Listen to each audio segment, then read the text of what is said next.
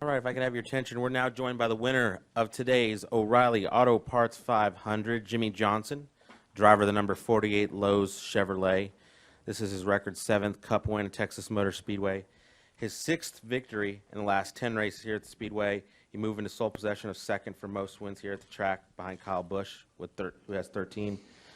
Your first win of the season for Hendrick Motorsports, and this is the 4th different track where you have 7 or more victories. I guess, first off, more importantly, how are you feeling?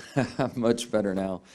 I thought I got my heat issues. I got out of the car and I was really hot and felt much better there and was on the right path, I felt like.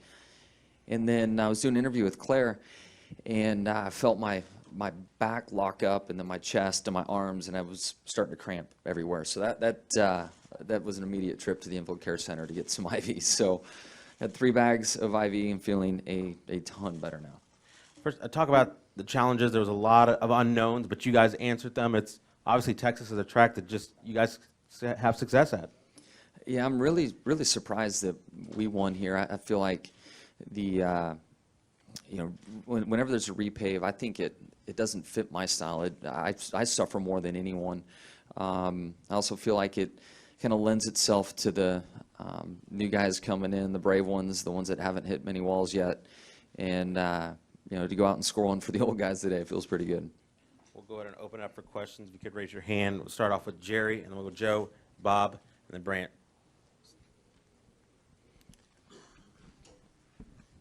Jerry Jordan, KickingTheTires.net, Performance Racing Network. 2 weeks ago, you burned me down to California for asking a question. I guess you're washed up, has been. Obviously, rally from the back today. Talk about your run.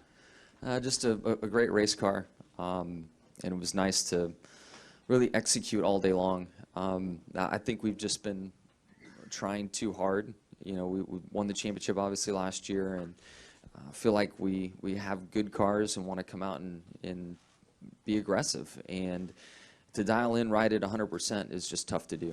And pit road speeding violations, spinning out, crashes, all those things, just not executing cleanly as a group put us where we were. And then to come out today and really face a lot of adversity, starting last, the way stage 2, the strategy worked out. I think I restarted 21st, and then to be able to drive from there all the way up to 2nd. There's a lot of close calls with traffic and lappers. The groove was very, very narrow, and fortunately started widening out just a little bit as the afternoon proceeded on. But we executed top to bottom today, and that's what we need to do. To the left, Joe. Joe Menzer, FoxSports.com. Jimmie, could you kind of explain what exactly went wrong with the fluid delivery system, or whatever it's called? Yeah, and how were you feeling in the car as the race was going on? I don't know exactly why it wasn't working, but I have a button, and there's an electric motor that pushes my Gatorade, to a bite valve that I have in my helmet, and I'd push the button and nothing happened. So I don't know why or what failed, but it happened. I guess we had a caution lap 3 or something. I pointed out to my guys that my drink system wasn't working, so I just didn't have any fluids. In stage 1 and 2, they handed me a small bottle of Gatorade, which I drank. But the 160 laps at the end or whatever it was, I didn't have any fluids at all in the car, and I knew I was warm, but I didn't feel too bad. When I caught Joey and was racing with Joey, I started cramping pretty good on my left side, my chest and my bicep, my forearm, and I knew I was real low on fluids. And I got out of the car and I was okay, certainly hot. But then again, when I started doing some other interviews in Victory Lane, big muscles started cramping, and I knew I needed to go get some IV then, some fluids. Thanks. Bob. Bob Hockers, ESPN. Why don't you think that this race fit into your wheelhouse, considering you have your guy who's known for great car control and adapting to conditions? I just feel like the rougher the track, the more porous the surface, it just falls into my upbringing and slipping and sliding a car around. And when you have a repave and the car slides, you usually can't catch it. It's usually a much tighter window for car control. And just my own history in just calling myself on it, I don't feel like Michigan when it was repaved, Charlotte, What else is there? Kentucky. I'm not the guy at those tracks for whatever reason. So to have, and we unloaded and we're decent, and then clearly ended yesterday very happy with our car. I was like, all right, cool. You know, we've kind of figured it out. So it was a bit of a surprise to me. I expected Ryan Blaney or Chase Elliott, somebody like that, to win their first race today. Come down to the front, Brant. Brant James, USA Today Sports. With the adventurous route that you sort of took from Friday, you know, to get to victory lane, did this ever feel like a vintage Jimmie, excuse me, vintage Jimmie Texas weekend where it was just locked in the zone, no one's going to get you?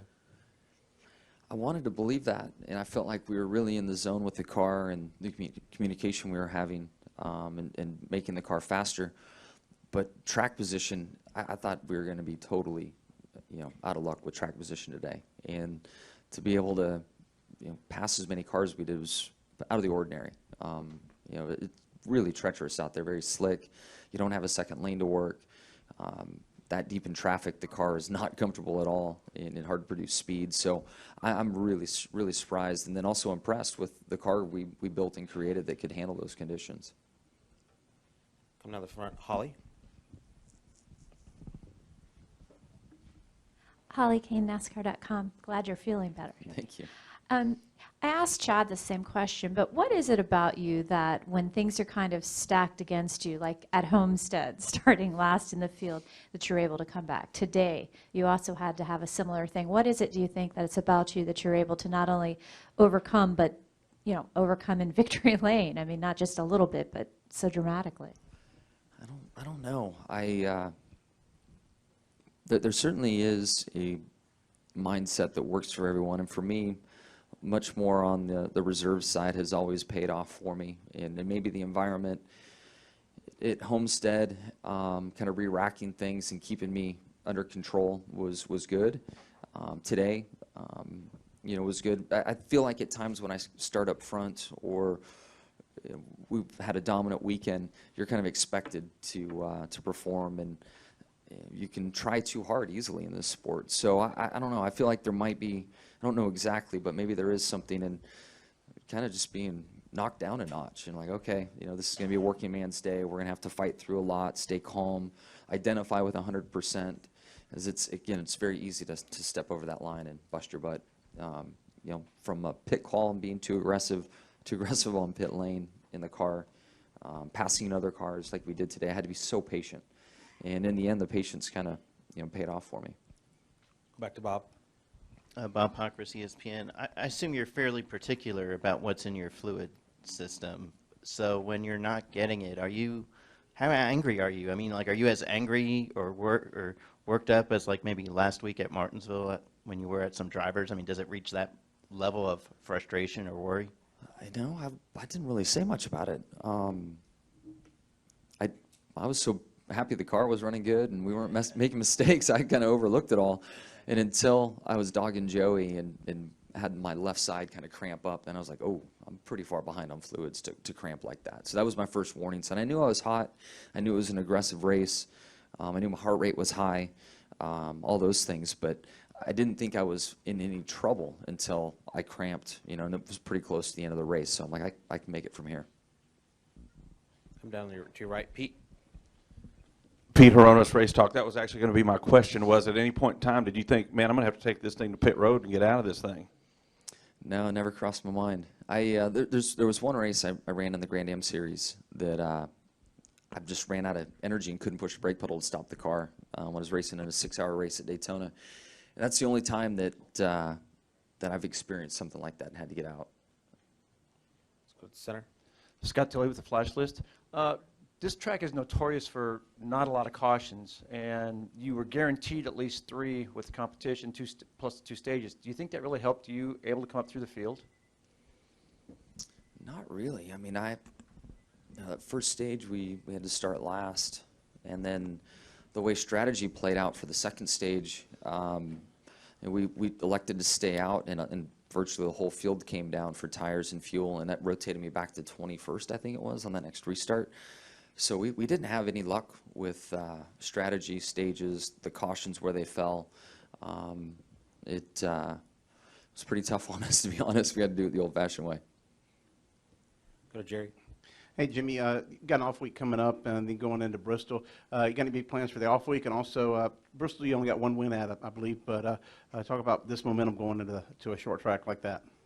Yeah, it won't hurt. Momentum's so powerful in either direction, if it's for you or against you, so we're excited about that. Taking a trip to, since we're so close to the border, we're going down into Mexico tomorrow. Taking a little Easter trip with some friends, and definitely get into some margaritas and some chips and guacamole and a sunburn. I doubt I'll be tan when I come back. I'm either red or white, so I'll show up with a nice sunburn in Bristol. Come down the front. Jim?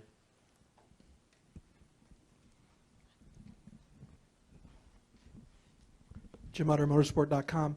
Were you surprised at all? A lot of people thought when you got in position on the final restart that maybe Joey would be sort of a sitting duck, that it took you as long as it did for you to get around him. And then once you did, he didn't really go away. He kind of stayed relatively close, and he said, I thought that I was even in a position where if he had made a mistake, I could have maybe had another chance at getting back in the lead.